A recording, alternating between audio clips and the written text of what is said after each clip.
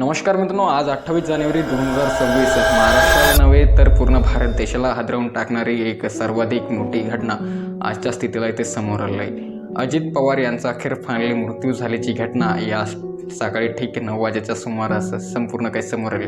नेमकं काय आहे या घटनेचं संपूर्ण काही माहिती अपडेट जाणूया या व्हिडिओच्या माध्यमातून थोडक्यात। सर्वतः तर अजित पवार हे लाईफ टाईमच म्हणायला काही हरकत नाही, सर्वाधिक काळ राज्याचे मुख्यमंत्री पदावरती राहिलेले आणि सध्या देखील ते राज्याचे उपमुख्यमंत्री पदावरच कार्यभार ते सांभाळत होते आणि काम करत होते। उपमुख्यमंत्री अजित पवार यांचा मृत्यू ज्या विमानात झाला त्यामध्ये एकूण 6 प्रवासी होते, त्यापैकी अजित पवारही होते। त्यामध्ये त्यांचे सुरक्षा रक्षक आणि इतर काही कर्मचारी होते आणि ते स्वतः त्यामध्ये होते। अपघात हा विमान लँड करत असताना इथे झालेला आहे मित्रांनो। विमान हे जागेवरतीच कोसळलं आहे, त्यामध्ये कोणीही वाचलं नाही। सकाळी ठीक 9 वाजता महाराष्ट्राचे सर्वाधिक काळ असलेले, लोकांमध्ये लोकप्रिय असलेले आणि त्याच सध्याचे उपमुख्यमंत्री अजितदादा पवार यांचा हा दुर्दैवीपणे मृत्यू झाल्याची घटना ही समोर आली। या घटनेने संपूर्ण महाराष्ट्र इथे हादरून गेलेलं आहे मित्रांनो। नेमकं काय घडलं ते बघूया सविस्तर थोडक्यात। याची पूर्ण काही घटना समोर नाही आली, परंतु जे काय आहे त्याच्या माध्यमातून आपण सर्व काही अपडेट जाणून घ्या। मित्रांनो, बारामतीमधून ही खूपच दुःखद घटना समोर येत आहे।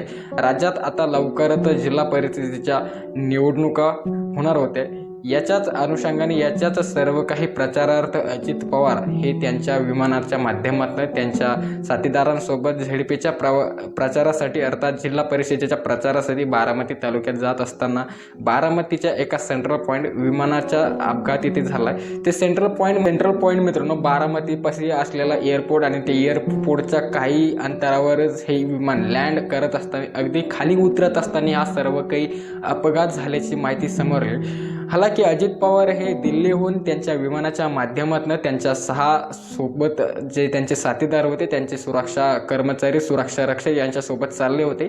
सकाळी ठीक 9 वाजेच्या दरम्यान ही सर्व काही घटना इथे घडलेली आहे आणि विमान ज्यावेळेस खाली लँड करत होतं, खाली उतरत होतं, त्याच वेळेस विमान ॲटोमॅटिकली अचानक क्रॅक झालं म्हणा किंवा ते ॲटोमॅटिक जागेवरती खाली कोसळलं आणि जागेवरती त्याचा सर्व काही स्फोट तिथे झालाय आणि त्या स्फोटमध्ये ते विमान पूर्णतः जळून खाक तिथे झालंय। त्याच्यामध्ये कोणीच वाचलं नाही अशी ही माहिती समोर आली आणि जे काही सर्व काही फुटेज समोर आले।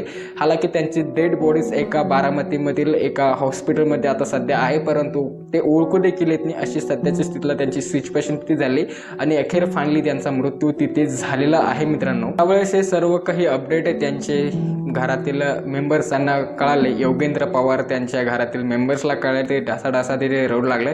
त्यांच्या पत्नी सुमित्रा पवार आणि त्यांच्या बहीण सुप्रिया सुळे ह्या तत्काळ दिल्लीहून जे आहे की बारामतीकडे त्यांनी इथे प्रस्थान इथे केलेलं आहे। आता नुकत्याच झालेल्या महानगरपालिका निवडणुकांमध्ये दोन्ही राष्ट्रवादी एकत्र आल्या होत्या, शरद पवार गट आणि अजित पवार गट। याच्यामध्ये सर्व काही राष्ट्रवादीतील कार्यकर्त्यांमध्ये एक खूप मोठा जल्लोष बघायला मिळाला आणि हाच जल्लोष त्यांचे सीट्स कमी आले गेल्या मागील महानगरपालिकाला। याचे सीट्स वाढवण्यासाठी आता झडपी इलेक्शनमध्ये त्यांचे वोटिंग वाढवण्यासाठी त्यांचा प्रचार म्हणून ते बारामतीच्या दौऱ्यावर अजित पवार ते आता चाललेले होते आणि त्याच दौऱ्याच्या दरम्यानमध्ये हा अपघात इथे झालेला आहे। बऱ्याच काही माहितीच्या माध्यमातून सांगण्यात येऊ लागले, लोकांच्या माध्यमातून कळवण्यात येऊ लागले की हा अपघात नसून हे एक त्यांचं मारण्याचं षडयंत्र आहे, परंतु याच्या संदर्भातील संपूर्ण काही ठोस माहिती अद्याप तरी सविस्तर काही समोर आलेली नाही।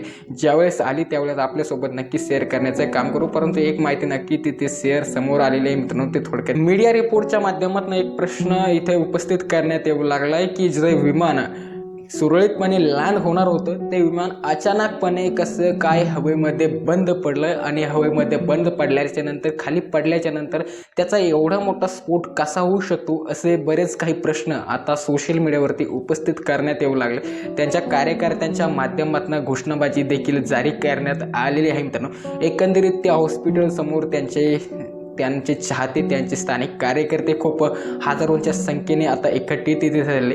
एकंदरीत हा घटनाक्रम पाहिला तर हे खूप मोठं साजिश असंही वाटतंय, कारण की जे विमान सुरळीतपणे लँड होत होतं ते विमान अचानकपणे हवेमध्येच कसं काय बंद होऊ शकतं मित्रांनो, कारण की हे विमान काही एखाद्या साध्या माणसाचं नव्हतं, ते राज्याचे उपमुख्यमंत्री अजित पवार यांचं होतं। अर्थात एका मिनिस्टरचं विमानाचा असा अपघात होऊ शकतो, तर मग इतर सर्वसामान्यांचं काय होईल हे याच्यातून उपस्थित करण्यात येऊ लागले बरेच काही प्रश्न. मंडळी, तुम्हाला या सर्व घटनेवर काय वाटतं नक्कीच तुमचे राय कमेंट करून सांगा. आणि जाता जाता राज्याचे उपमुख्यमंत्री सन्माननीय दादा यांना भावपूर्ण श्रद्धांजली. खूप खूप धन्यवाद.